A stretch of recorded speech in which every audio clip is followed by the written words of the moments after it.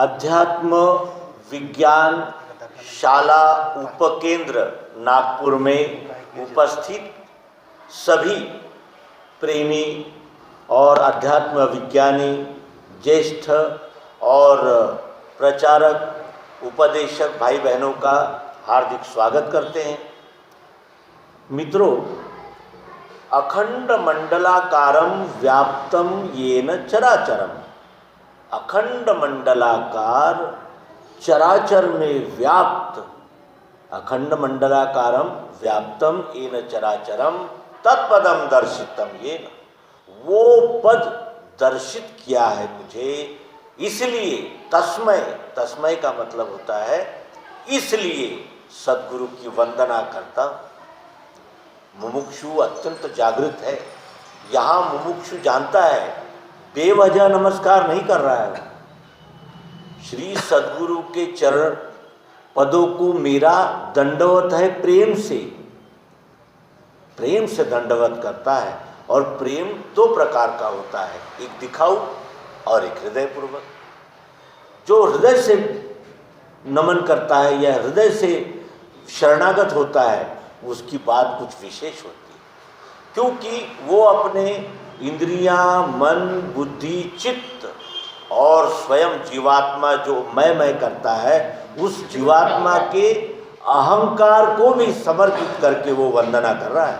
और फिर वो कहता है कि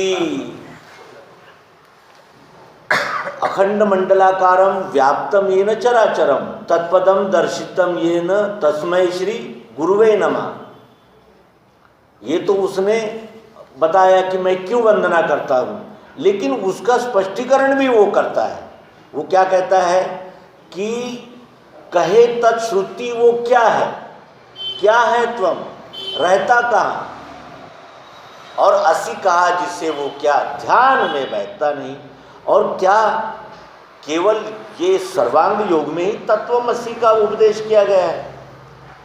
कठोपनिषद, केनोपनिषद, श्वेताश्वर उपनिषद, मुंडकोपनिषद, आरण्यके है, दर्शन शास्त्र है, हर जगह तत्वम असि, तत्वम असि, वही तुम हो, वही तुम हो। वही यानी क्या, तुम यानी क्या, असी कहा जिसे वो क्या, इसका बोध नहीं होता। क्यों? क्योंकि जब तक प्रत्यक्ष नहीं होता तब तक बोध नहीं होता। इसके लिए स्वामी जी जीवनानंद जी उदाहरण देते थे। कहते थे, किसी को भी कहते थे कि आप खड़े हो जाओ, और सबसे कहते थे कि आप इन्हें देख लो। आपने इन्हें देखा तो क्या आप इन्हें जानते हो? नहीं, नहीं जानते। क्यों? क्योंकि जैसे हाथ पाँव, कान, नाक, आँखें मुझे है वैसे ही इन्हें है, जैसा मेरा शरीर है वैसे ही तो इन्हें है। लेकिन जानने का अर्थ क्या होता है? सूक्ष्मता, उसमें क्या विशेषता है, क्या बात है, ये जानने में। जैसे कि यहाँ उदाहरण लेंगे कि यहाँ हम सब बैठे हुए हैं, लेकिन अगर बातें करने की बात आई तो हम सब करेंगे, लेकिन झटपट समोसा बनाना है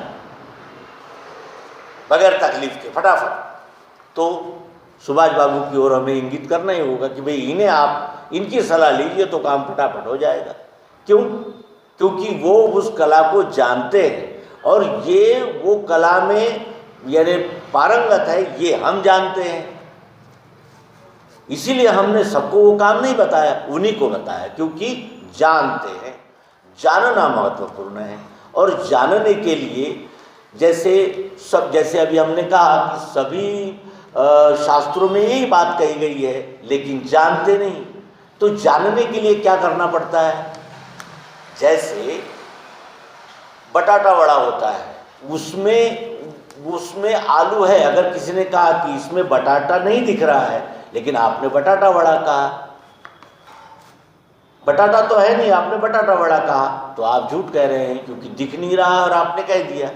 तो सियाना व्यक्ति कहेगा कि भाई इसमें बटाटा है, लेकिन बटाटे को देखने के लिए आपको उसे खोलना होगा, फोड़ना होगा, विश्लेषण करना होगा। विश्लेषण किए बगैर जैसे उस बटाटे वड़ा में यानी उपस्थित आलू नहीं देखा जा सकता, उसी तरह जब तक हम किसी वस्तु का विश्लेषण नहीं करेंगे तब तक वही तुम हो, इसका बोध नहीं होगा।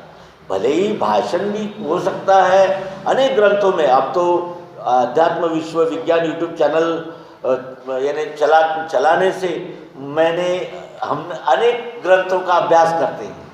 ज्ञानेश्वर महाराज ने चांगदेव महाराज को जो उपदेश किया है, क्या उपदेश है वो, सब कुछ है लेकिन बोध नहीं है। वो कैसे मुझको मिले? तो उस बोध को प्राप्त करने के लिए हम सद्गुरु युक्ति का आश्रय लेंगे। सद्गुरु युक्ति का आश्रय लेने पे फिर कुछ भी जानना बाकी नहीं रहता। विज्ञान युक्त वो ज्ञान कहता हूँ संपूर्ण में, या इसे जानने से जानना सब आ चुका। भगवान श्री कृष्ण जी श्रीमद् भगवद गीता के 7वें अध्याय में स्पष्ट रूप से कहते हैं कि मैं तुझे विज्ञान युक्त ज्ञान दे रहा हूँ। जो इसे जान लेता है फिर उसके लिए कुछ भी जानना शेष नहीं रहता। तत्त्वम असि, इस त्रिपुटी का खुलासा अध्यात्म विज्ञान से हो जाता है। सद्गुरु ने बताया कि सबसे पहले देखो कि हमारे पास पंच ज्ञानेंद्रियां हैं, सभी के अलग अलग कार्य हैं और उसके स्वरूप भी अलग है। आंखें इस तरह है तो कान इस तरह है, दोने की तरह। मुंह इस तरह है जैसे संतरे की फांके होती है, तो नाक इस तरह है, यानी उसका रूप भी अलग है। और उससे प्राप्त होने वाले यानी जो संकेत है वो भी अलग है। जैसे कोई दुर्गंध है तो वो कान से नहीं आ सकती, नाक से ही आएगी। यानी पांचों है, पांचों प्रकार के, पांचों प्रकार के संकेत देते हैं। अब वो पांचों प्रकार के संकेत देने वाले पांचों ज्ञानेंद्रियां बनी कैसे है, इस विषय में हमें देखना होगा। तो सबसे पहले हम कोई भी वस्तु जब जानने का प्रयास करते हैं तो सबसे पहले आँखों से शुरुआत करते हैं। कोई भी वस्तु को पहले आँख से देखते हैं। हमने इस वस्तु को भी आँख से देखा, आँख से देखा तो हमें इसका रूप दिखा। अब इसका रूप यहाँ ऐसा सफ़ेद है, ऐसा गोल है, तो फिर यहाँ इसका रूप ऐसा लकड़ी की तरह है, फिर यहाँ इसका रूप ऐसा कत्थे कलर का है, फिर यहाँ कुछ और कलर का है, फिर कुछ और कलर का है। यानी रूप जो इस वस्तु में है वही सर्व ओर सभी आकारों प्रकारों में उपस्थित है। रूप आँखों से दिखा, अंधेरा है तो रूप नहीं दिखता, और आँखों में जाला फुली है तो भी रूप नहीं दिखता। रूप है, सर्वत्र है, लेकिन प्रकाश के सहारे से ही देखता है। इसका अर्थ क्या है कि प्रकाश से बनी हुई आंखें और आंखों से दिखने वाला रूप। प्रकाश क्या है? अग्नि न हो तो प्रकाश नहीं हो सकता, बगैर अग्नि के प्रकाश नहीं होता है। यानी अग्नि ही प्रकाश रूप में उपस्थित होकर हमें आंखों के द्वारा रूप का दर्शन कराता है। तो ये आंखें जो है ये अग्नि की बनी हुई है, क्योंकि बगैर अग्नि की निष्कार्य है। जो जिस वस्तु से बनी होती है उस वस्तु के अभाव में वो किसी काम की नहीं रहती, ये उसकी पहचान है। जैसे आटा नहीं होगा तो रोटी नहीं बन सकती, आटा होगा तभी रोटी बनेगी, क्योंकि मूल क्या है? धातु मूल होता है ना। शक्कर थी इसीलिए ये चिरौंजी बनी है, बताशा बना है। शक्कर नहीं होती तो न चिरौंजी बनती, न बताशा बनता, न पेड़ा बनता, न लड्डू बनता। मूल धातु है अग्नि, अग्नि से बनी हुई आँख और आँख से दिखने वाला रूप। उसके बाद हमारे पास में त्वचा है। त्वचा से हमें ठंडा है, गर्म है, मुलायम है, कड़ा है, इस प्रकार के संवेदनाओं का ज्ञान होता है त्वचा से। त्वचा में भी अगर लकवा लग गया है उस त्वचा को तो भी छूकर भी हमें पता नहीं चलता कि कड़क है या नरम है, ठंडा है, गर्म है। क्यों? क्योंकि वो त्वचा में उपस्थित वायु निकल गया है। जब तक त्वचा में वायु तत्व की उपस्थिति होती है तब तक हमें ठंडा, मुलायम, कड़ा, नरम, गरम जो भी है पता चलता है। तो वायु से बनी हुई त्वचा और त्वचा से आने वाला स्पर्श। तो स्पर्श यही है क्या? यहाँ स्पर्श है तो यहाँ भी स्पर्श है, यहाँ भी है, यहाँ भी है। जहाँ कहीं संपूर्ण विश्व में जहाँ कहीं त्वचा से स्पर्श करेंगे हमें स्पर्श का अनुभव आएगा, ठंडा, मुलायम, कड़ा, नरम, गरम सब। तो दूसरी जो हमारी ज्ञानेंद्रियां है त्वचा, ये वायु से बनी हुई है। फिर तीसरी हमारे पास ज्ञानेंद्रिया कौन सी है? कौन सी है? जीभ है। जीभ से हमने यहाँ जीभ लगाई तो स्वाद आया, यहाँ जीभ लगाई तो स्वाद आया। कान से स्वाद नहीं आ सकता, जीभ से ही स्वाद आता है। जहाँ जीभ लगाएंगे वहीं स्वाद आता है। तो यहाँ भी हमने लगा के देखा तो स्वाद मिला, यहाँ भी लगाया, यहाँ भी लगाया, दीवार में भी लगाया हमने जीभ तो कुछ न कुछ स्वाद आया। जिस किसी वस्तु को हमने जीभ लगाई हमें स्वाद का अनुभव आया। जीभ जब तक यानी गीली रहती है, जी उसमें जल प्रवाहित रहता है, तब तक ही हमें स्वाद का या रस का अनुभव देती है। अगर उसमें जल नहीं होगा तो वो जीभ लगाकर भी हमें स्वाद का अनुभव नहीं आएगा। इसका अर्थ यह है कि जल से बनी हुई जीभ और जीभ से आने वाला स्वाद या रस, यहाँ भी त्रिपुटी है। फिर हमने बजा के कान से, सुनो, इसी वस्तु को हमने बजाया, बजा के हमने कान से सुना। कान से कब सुनाई देता है? जब स्पेस होता है।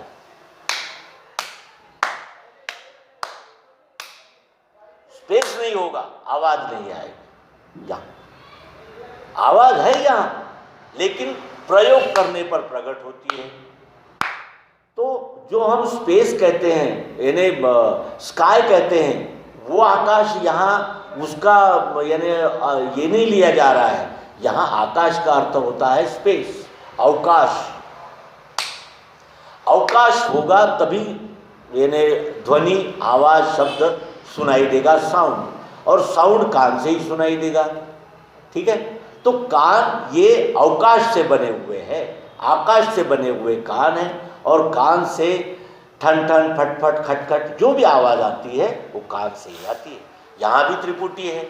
फिर हमारे पास में एक नाक है, ये ज्ञानेंद्रिया है, ये हमें गंध का अनुभव देती है। गंध का ज्ञान हमें नाक से ही होता है। कितने भी यानी दूर अगर कोई कुत्ता बिल्ली मरी पड़ी हो तो भी वो सड़ांध हमारे नाक में आता है। जब कोई मसालेदार पदार्थ बनता है तो नाक हमें संकेत देती है कि कुछ न कुछ यानी स्वादिष्ट और चटपटा व्यंजन बन रहा है, तो नाक संकेत देता है, और नाक संकेत देने से फिर ये जीभ भी उसका संकेत ग्रहण करके जल छोड़ने लगती है। जैसे हम कहते हैं ना कि हमें मुंह में पानी आ गया, तो ये नाक जो है वो बनी है कैसे? पृथ्वी से। पुण्य गंधो पृथ्व्यंच, वो श्रीमद् भगवद गीता में भगवान श्री कृष्ण जी ने कहा है कि पृथ्वी नाम के पंच तत्वों में से एक तत्व यानी पंच महाभूत से गंध नामक तत्व बना है, जो नाक हमें अनुभव देती है। यहाँ हमने 5 तत्वों का प्रत्यक्ष यथार्थ ज्ञान प्राप्त किया।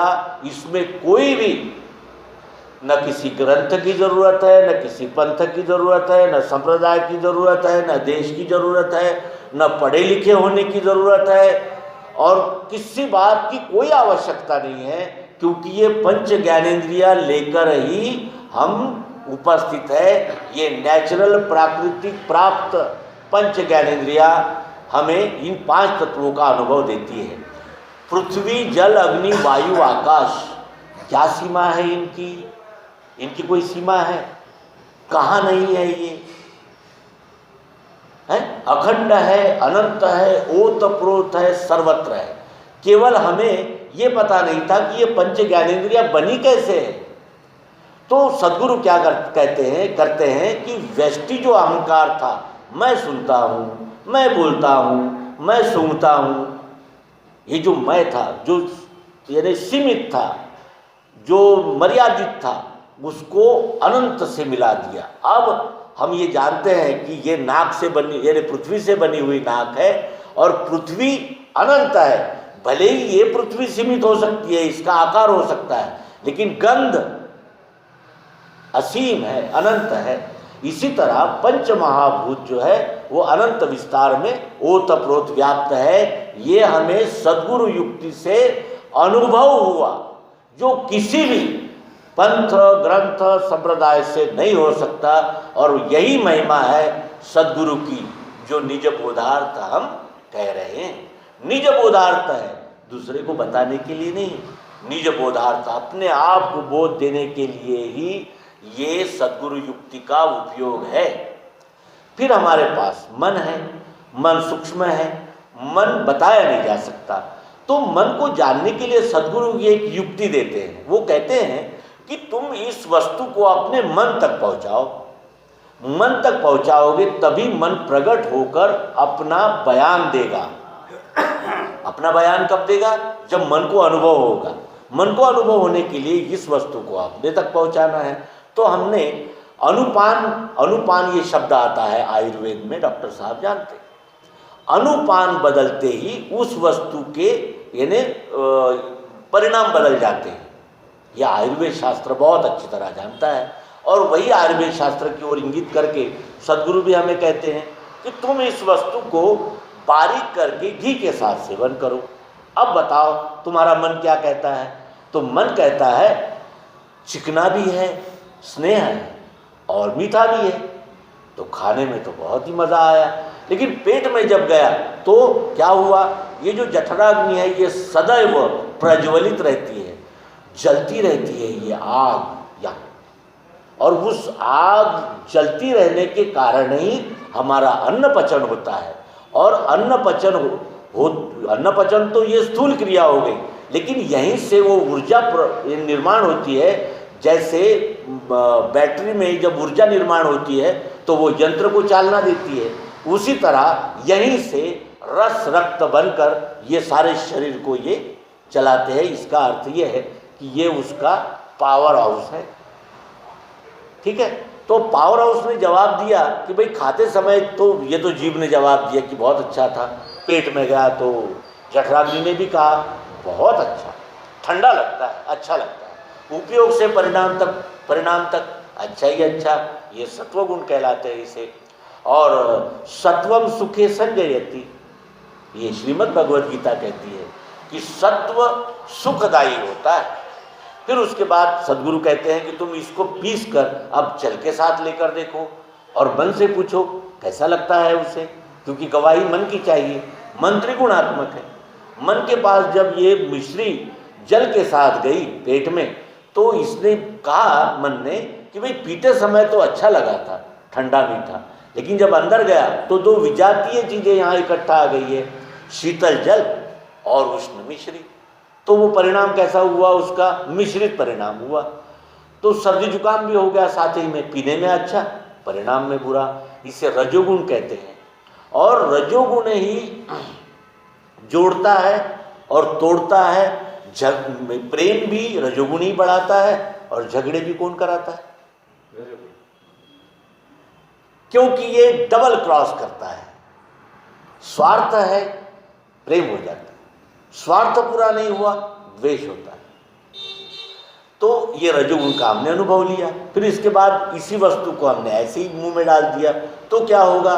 मसूड़े छिले हैं और पेट में यदि शक्कर गई तो ऊष्मा पैदा हो गया। यानी उपयोग से परिणाम तक बुरा ही बुरा अनुभव, इसे तमोगुण कहते हैं। इस तरह ये तीन गुणों का अनुभव हमको किसने दिया? मन ने दिया। मन ने बताया कि वस्तु, एक ही वस्तु तीन प्रकार के अनुपान से तीन प्रकार का अनुभव देती है। ये हमें मन ने उत्तर दिया। हमने मन को भी जाना। 5, 3, 8 ये अष्टधा है और ये प्रकृति, इसे ही प्रकृति कहते हैं। इस अष्टधा इकट्ठा आती है, उसे गुण साम्यावस्था कहते हैं। एक इसी वस्तु में शब्द स्पर्श रूप रस गंध है, जो अभी हमने देखा। सतोगुण रजोगुण तमोगुण इसी वस्तु में है। लेकिन कैसी है? अभी साम्यावस्था में है। प्रकट हो जाएगी, प्रकट हो जाएगी, प्रकट हो जाएगी। लेकिन जब तक वो प्रकट नहीं है तब तक वो गुण साम्यावस्था है। और यही प्रकृति है। पृथ्वी जल अग्नि वायु आकाश, मन बुद्धि और अहंकार, यही मेरे प्रकृति के 8 अंग है। ऐसा भगवान श्री कृष्ण जी श्रीमद् भगवद गीता में कहते हैं। गीता लाखों टीकाएं गीता पर हुई है, इस श्लोक को करोड़ों लोगों ने पढ़ा है, लेकिन जानते नहीं।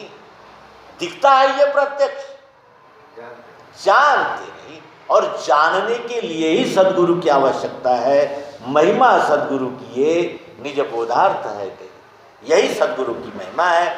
और हर शास्त्र में, हर भाषा के हर संत ने यही कहा कि तुम्हें सद्गुरु के बगैर कोई मार्ग नहीं दिखा सकता, नहीं दिखा सकता। और बोध लेने के लिए ही श्री कृष्ण जी, श्री राम जी ऐसे अवतारों को भी सद्गुरु की शरण में जाना पड़ा, क्योंकि अनुभव शब्दों में नहीं मिलता, प्रयोग में मिलता है। क्योंकि इसमें मिठास है, ये मीठा है, लिखा भी है, अनुभव हो जाएगा क्या? अब अनुभव हो जाए। तो अब ये हो गया स्थूल, ये सतत रूपांतरण होने वाली गति प्रकृति है। इसी पदार्थ में एक और तत्व है जो मेरे शब्द स्पर्श रूप रसगंध और सतोगुण रजोगुण तमोगुण के अलावा भी है। और ये हर कण कण में ओतप्रोत है। क्यों? क्योंकि वस्तु है, ये तो है, लेकिन आई क्यों? सूक्ष्म है।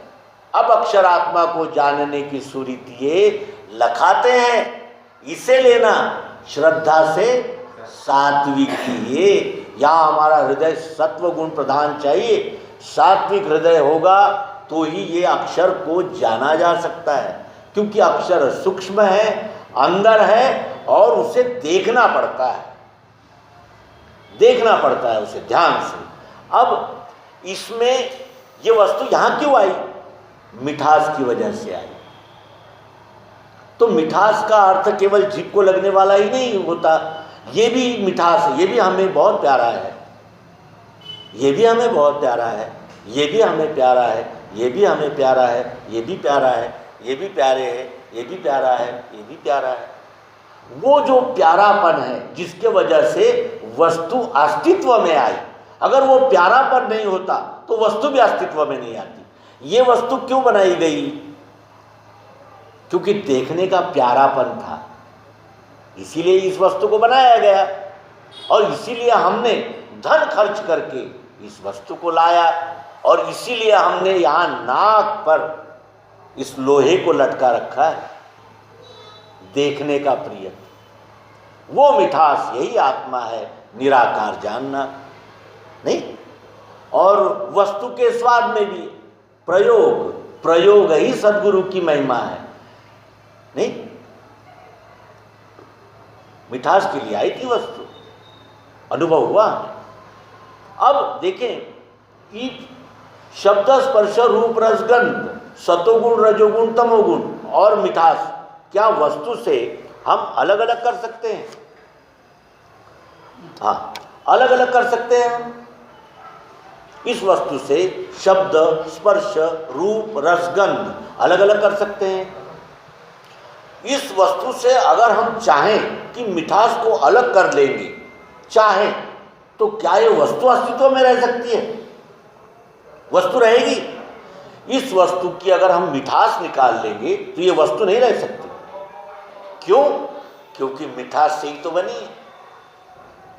इस वस्तु से हम अगर देखने का प्रियत्व निकाल देंगे तो क्या ये वस्तु रहेगी? वस्तु का अस्तित्व ही है, वो अक्षरात्मा है। और ये दोनों बातें, जैसे पृथ्वी जल अग्नि वायु आकाश, सत्वगुण रजोगुण तमोगुण, यही अष्टधा में हमें अनुभव क्या मिला? शब्द स्पर्श रूप रसगंध, सतोगुण रजोगुण तमोगुण। और इसी वस्तु में चाह जरूरत प्रियत्व मिठास, वो अक्षरात्मा। ये दोनों अलग नहीं हो सकते। तो नाम लेत भव सिद्ध सुखाई, नाम रखते ही उस वस्तु के साकार और निराकार, इन दोनों भावों का लय वस्तु में हो जाता है। अब साकार के नाम पर कुछ लोग झंडा उठाए घूम रहे हैं, कुछ निराकार के नाम पर झंडा उठाए घूम रहे हैं। सद्गुरु की महिमा यही है कि वो साकार निराकार में बटी हुई मानवता को एकात्म करते हैं, एक बनाते हैं। क्यों? क्योंकि वो विश्वरूप बन जाते हैं, वो विश्वरूप होते हैं, सद्गुरु विश्वरूप होते हैं, इसीलिए वो विश्वरूप का बोध कराते हैं। वो कभी ये नहीं कहते कि इसी पंथ की बात सत्य है, उसी संप्रदाय की बात सत्य है, इसकी बात झूठ है, उसकी बात, ऐसा नहीं कहते। वो क्या कहते हैं, जैसे दर्शन शास्त्र की बात ली जाए तो उसमें न्याय है, वैशेषिक है, सांख्य है, पतंजलि है। क्या इसमें कोई झूठ है? पतंजलि शास्त्र झूठ कहता है, सांख्य शास्त्र ने झूठ कहा, वैशेषिक न्याय झूठ कहते हैं, लेकिन ये आंगिक ज्ञान देते हैं, संपूर्ण का बोध नहीं करा पाते। संपूर्ण का बोध तभी होता है नाम लेत भव सिंधु सुखाई। इसीलिए हर संत ज्ञानदेव मणे नाम है सुलभ सर्वत्र दुर्लभ विरला जाने। ज्ञानदेव महाराज कहते हैं कि नाम तो सुलभ है, सबका नाम होता है, सुलभ है, लेकिन सर्वत्र दुर्लभ। पूरे शास्त्र खोज लो, पूरे संप्रदाय में घूम लो, पूरे पंथों में चले जाओ, दुर्लभ है, विरला जाने। कोई एक सद्गुरु जानता है, बिरला जानता है, और जानने वाला ही जना सकता है। यही है महिमा। महिमा सद्गुरु की ये निज बोधार्थ है कही, अष्टांग अक्षर साकार नहीं रूप मिठास में। लड्डू में रहती है ये मिठास तो गोल बन जाती है, पेड़े में रहती है तो चपटी बन जाती है। कितने ही आकार प्रकार इस मिठास ने धारण किए, मिठास तो एक ही है, अनेक आकारों प्रकारों में दृष्टिगत हो रही है। उसी तरह शब्द स्पर्श रूप रसगंध, सतोगुण रजोगुण तमोगुण, अनेक अनंत आकारों में दृश्यगत हो रही है। वो मिठास, वो प्रियत्व, ये लोहा है, प्रिय है ना हमें कि नहीं है? ये मिश्री है, प्रिय नहीं है हमें? ये कपड़ा है, प्रिय नहीं है हमें? ये संपूर्ण का बोध बगैर सद्गुरु के नहीं मिल सकता, और नाम का अनुभव केवल सद्गुरु ही दे सकते हैं नाम को प्राप्त करने के बाद। और इसीलिए ज्ञानेश्वर महाराज भी कहते हैं कि ज्ञानदेव मणे निवृत्ति निर्गुण।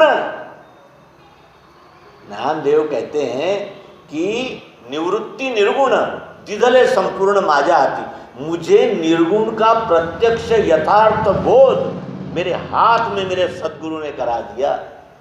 ज्ञानदेव मणे निवृत्ति निर्गुण दिदले संपूर्ण माझा। उस निर्गुण का बोध मुझे इस अक्षर भाव का बोध कराने से हुआ। और ये दोनों अलग अलग हो नहीं सकते, नाम लेते ही इन दोनों भावों का लय हो जाता है। यही महिमा सद्गुरु की ये निज बोधार्थ है कही। इतना कहते हुए हम अपने उपदेश को विराम देंगे। और साकार से निराकार अलग नहीं है, ये बात हमें इस सद्गुरु बोध से प्राप्त होती है, और हमारे सारे संशय भ्रम नष्ट हो जाते हैं, समाप्त हो जाते हैं, और हम विश्वरूप ही हो जाते हैं। हमें अड़चन आती है कहाँ कि हम इस बात को दोहराते हैं, गाते हैं, बजाते हैं, लेकिन वो हमारे चित्त में प्रिंट नहीं होता। हम जब व्यवहार करने के लिए निकलते हैं तो ये सारा ज्ञान धरा का धरा रह जाता है। वहाँ फिर ये मेरा है, वो तेरा है, ये छोटा है, वो बड़ा है, ये ऐसा है, वो वैसा है, ऐसा होने लगता है। तो व्यवहार में ज्ञान उतारे बगैर हमें विश्वरूप परमात्मा का अनुभव नहीं हो सकता।